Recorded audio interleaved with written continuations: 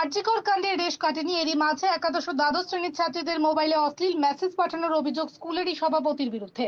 এই ঘটনাকে কেন্দ্র করে বৃহস্পতিবার উত্তেজনা ছড়ায় কোচবিহার 2 নং ব্লকের রাজারহাট হাই স্কুল চত্বরে। খবর পেয়ে ঘটনাস্থলে ছুটে যায় পন্ডিবাড়ি থানার পুলিশ। উত্তেজিত জনতা পুলিশকে ঘেরাও করে বিক্ষোভ দেখাতে থাকে। স্থানীয় সূত্রে জানা গেছে, যিনি স্কুলের সভাপতির দায়িত্বে রয়েছেন তিনি তৃণমূলের নেতা। খবর পেয়ে ঘটনাস্থলে ছুটে যায় উত্তর বিধানসভার বিধায়ক তথা বিজেপির জেলা সভাপতি সুকুমার রায়। যদিও এই বিষয়ে অভিযুক্ত সভাপতি অথবা স্থানীয় তৃণমূলের কোনো প্রতিক্রিয়া পাওয়া যায়নি। রাস্তা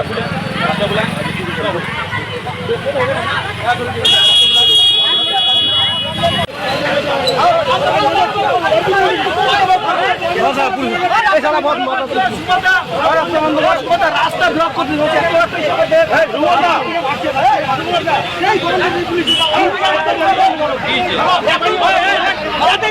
তার জন্য তো বলছি আমরা, ওনাকে যে অ্যারেস্ট করা হয়েছে ওনাকে তো আড়াল করে দেওয়াই হলো। ওনাকে কেউ বাড়িতে গিয়ে পেলো না, বাড়িতে নেই, ওনাকে আড়াল করে দেওয়া হয়েছে। কারা করে দেওয়া হয়েছে সবাই বুঝতে পারছে। ওনার বাড়ি এখানে স্কুলের পাশেই ওনার বাড়ি। ওনাকে যে অ্যারেস্ট করা হয়েছে সেটা আমাদের প্রমাণ দেওয়া হোক, তারপরে এখান থেকে পুলিশ প্রশাসন বেরিয়ে যাবে। আমরা প্রাক্তন স্টুডেন্টরা স্কুলেই আছি, স্কুলের গেটেই আছি। আমার নাম প্রীতম ভৌমিক, আমি স্কুলের প্রাক্তন স্টুডেন্ট। আমার এখানে আমাদের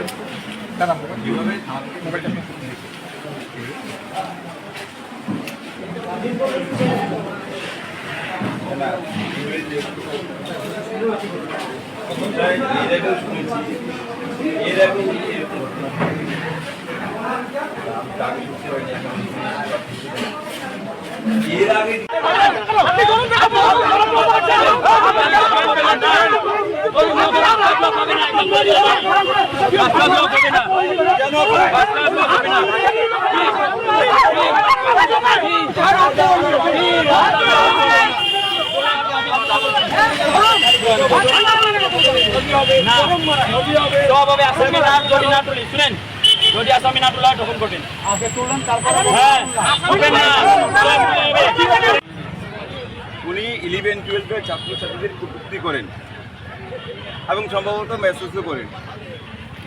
আমরা স্কুলের প্রাক্তন স্টুডেন্ট হিসেবে আসছি।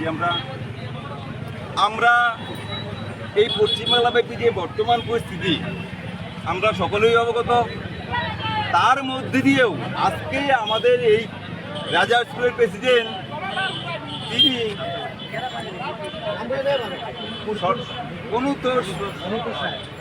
আজকে আমরা দেখলাম রাজা স্কুলে 11-12 ছাত্রছাত্রীদের কটূক্তি করে এবং তিনি দীর্ঘদিন থেকেই করছেন। এর আগে ছাত্রছাত্রীদের এরকম হেনস্থা করেছেন। আজকে আমরা জানতে পেরেছি, তার জন্যই আমরা প্রতিবাদ। এবং এই যে লোকটা, এই যে প্রেসিডেন্ট হওয়ার যোগ্যই ওনার মধ্যে নেই, অবিলম্বে ওনাকে গ্রেপ্তার করতে হবে এবং গ্রেপ্তার করে কঠোর শাস্তি দিতে হবে। যতদিন পর্যন্ত এই ব্যবস্থা না হবে আমাদের আন্দোলন চলবে। প্রাক্তন ছাত্র হিসাবে আমরা এই আন্দোলন করবই করব।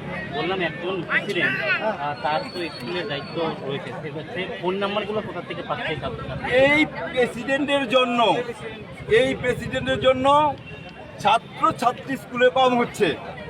আপনারা ভালো করে শুনে রাখুন। আমি এখনই ভিতর থেকে বল পাইলাম যে কোনো টিচার আমাকে বলল যে এই প্রেসিডেন্টের জন্য আমাদের ছাত্রছাত্রীর সংখ্যা কমে যাচ্ছে।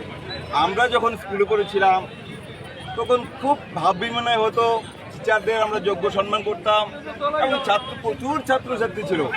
এখন ছাত্রছাত্রীর সংখ্যা ধীরে ধীরে কমে যাচ্ছে। কেন? স্কুলের পরিবেশটাই নষ্ট হয়ে যাচ্ছে। এই রকম গার্জিয়ানের জন্যই। আজকে রক্ষকে যদি ভক্ষক হয় তাহলে স্কুলের পরিকাঠামো কি হবে? তাই এই ভক্ষককে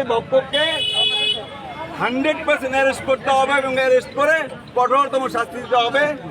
যতদিন পর্যন্ত শাস্তি না দিবে, অ্যারেস্ট না হবে, আমাদের আন্দোলন চলবেই চলছে। উনি কি কোনো রাজনৈতিক দলের সঙ্গে যুক্ত রয়েছেন? হ্যাঁ, উনি বর্তমান শাসক দলের সঙ্গে যুক্ত আছেন। আপনারা এইখানে যারা আপাতত গ্রামবাসী আছে আমরা প্রত্যেকে তাই জানি। কি দায়িত্বে আছেন সেটা আমি বলতে পারবো না, তবে জানি যে উনি একটা অঞ্চলের বা জেলার, যাই না, কোন একটা দায়িত্বে আছে। ওনার নামটা কি বললেন? ওনার নামটা অনুতোষ রায়। আপনার নামটা? আমার নাম ধীমান দাস। 50 পার হয়ে গেছে, তার মেয়ের মেয়ে বিয়ে দিছে, তার মেয়ের বয়সের মেয়ে, তাদেরকে মেসেজ পাঠায় আর তাকে যদি স্কুলের প্রেসিডেন্ট করে রাখে তাহলে কি হবে? আর এরকম তৃণমূলের নেতারা এরকমই করে। সেই জন্যই যে আগামীতে যদি এরকম হয় তাহলে মানুষ তো খেপে যাবে। দেখছেন সমস্ত মানুষ রাস্তায় নেমে গেছে, কেন? এই যে অন্যায়ের প্রতিবাদ এরকম সমস্ত জায়গায় হচ্ছে, আর সেই জন্য মানুষ রাস্তায় নামছে।